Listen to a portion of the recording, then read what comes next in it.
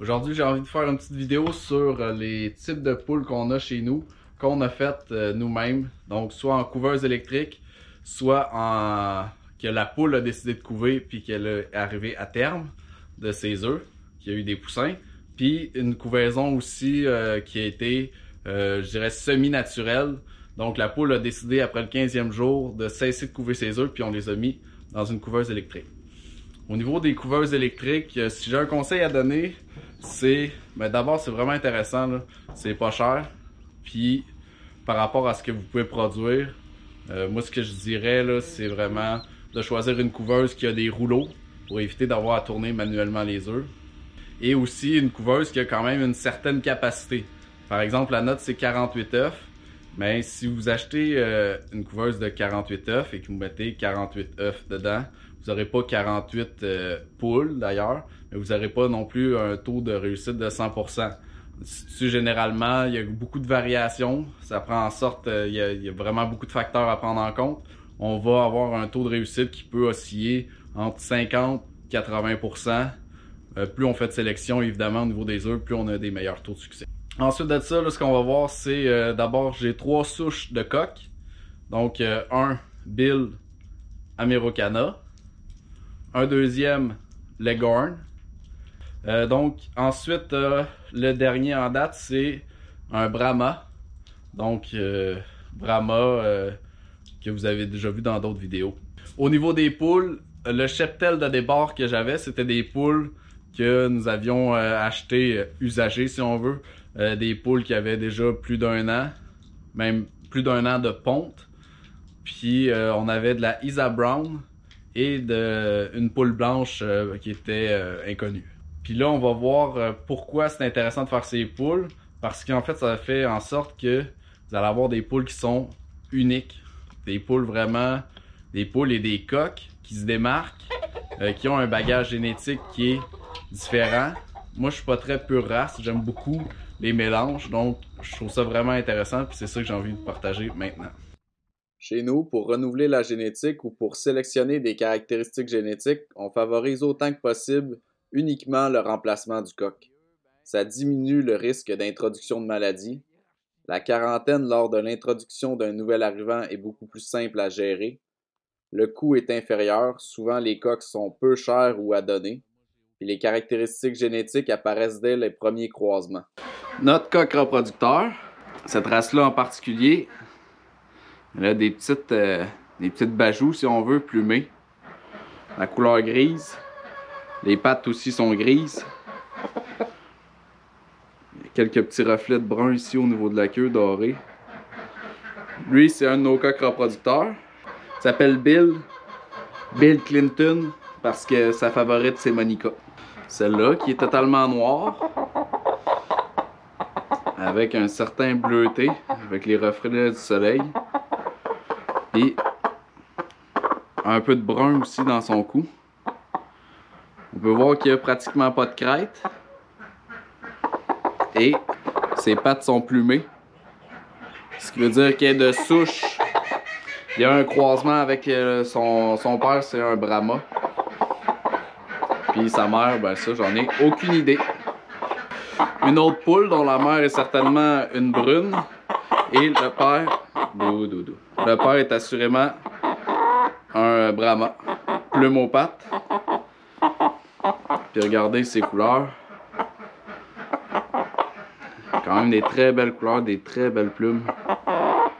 C'est une poule aussi qui est très charnue par rapport à la Isa Brown, qui doit être une de ses mères, ou du moins de la descendance. Donc celle-là, il n'y a pas à douter. Le père, c'est Bill Americana. La mère, on le sait pas, le gène est trop présent du père. Mais on voit qu'il y a des petites plumes qui sont un peu dorées ici.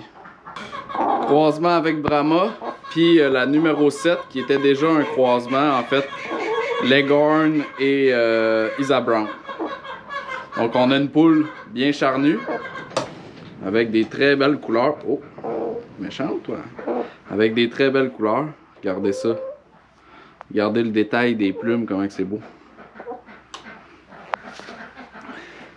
Et Brahma, encore une fois, les plumes aux pattes. Celle-là porte le numéro 10. Une autre de descendance Brahma. Mère, on va la voir. Elle, c'est la numéro 9. C'est aussi plus charnu qu'une Isa Brown puis que le modèle blanc que j'avais. Elle, qui est la numéro 7, c'est dans les premières. Elle, c'est un mélange Leghorn, coq Leghorn, puis la mère, c'est soit une Isa Brown, probablement une Isa Brown vu la carrure. Elle nous a donné vraiment une belle génétique, cette poule-là. Au niveau des plumes, c'est vraiment des très belles poules. Elle a une petite carrure aussi, donc qui rappelle la Isa Brown, puis le coq Leghorn. On voit aussi la crête. Une crête qui est présente, comparativement à ceux du Brahma. Elle, c'est la numéro 4. Donc c'est la première descendante, c'est dans la lignée des premiers descendants que j'ai fait moi-même à mon domicile. Donc on voit tout de suite par la couleur des pattes, le père c'est Ameraucana. Là, elle est en train de faire sa mue. Mais sinon, la mère, c'est une blanche, c'est pratiquement certain. Puis on peut voir qu'elle a quand même des belles couleurs. Monica, la première, numéro 1. Ameraucana, sans aucun doute. Mère, probablement une brune, Isa Brown. On peut voir qu'il y a des petits traits de brun juste autour de sa crête. Puis ici, dans son cou. Juste ici. C'est ma poule par excellence.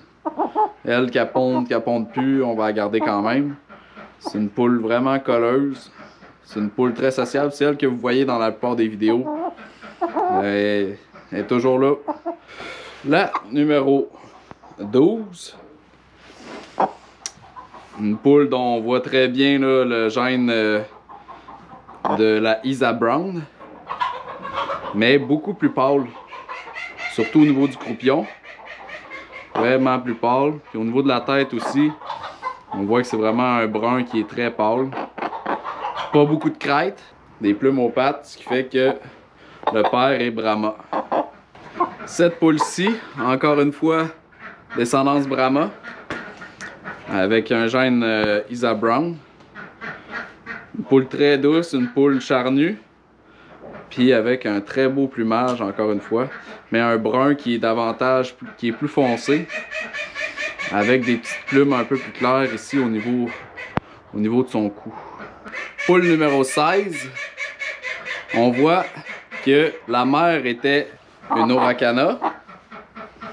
Puis on voit aussi que le père, ben, c'est Brahma. Le père, c'est un Brahma. On peut voir au niveau de ses couleurs. Elle a beaucoup plus de détails que les Ameraucana normales. Puis on peut voir qu'elle est beaucoup plus foncée au niveau du cou. Puis ensuite, ça s'en vient plus pâle. Poule numéro 3 de la première lignée. Des petites bajoux plumées. Le père, c'est Bill, c'est un Ameraucana. Puis la mère, c'était sans doute une poule blanche. Celle-là, c'est une tout récente. Numéro 21. On voit que son père ou sa mère, en tout cas, a des gènes de Ameraucana à cause de ses joues. Et il y a du gène de Isa Brown. Ce qui devrait en faire une très bonne pondeuse. Avec les pattes oranges, ce qui fait qu'on sait que le gène est assez loin au niveau des Ameraucana. Alors elle, c'est intéressant parce qu'elle ressemble vraiment aux premières poules que j'ai eues. Pourtant, c'est 3 générations plus tard. 3 croisements différents. Puis le gène est revenu. Là, je me demande si c'est pas un coq qui a quand même beaucoup de plumes au niveau de son postérieur. On voit qu'il y a des petites, très légères teintes de brun. Encore une très récente, numéro 20. Elle, on voit qu'il y a du Ameraucana, mais il y a aussi du Isa Brown, il y a aussi de la poule brune. Ce qui en fait quand même une poule assez distinctive. Dans la même lignée, numéro 18. Une jeune poule encore. Des teintes de gris. Ameraucana. Des teintes de brun. Des teintes de blanc. Ça fait quand même une belle poule. Vraiment différente par rapport aux autres. Numéro 17. C'est la dernière que j'ai pris. On voit ses plumes. Regardez son cou, comment il est beau. Des tout petites plumes. Noires et blanches. C'est vraiment une très jolie poule. J'ai hâte de voir sa descendance. On peut voir qu'il y a des... les pattes sont foncées, donc il y a du relent Ameraucana. Ils sont gris aussi. Il y a aussi des petits reflets de brun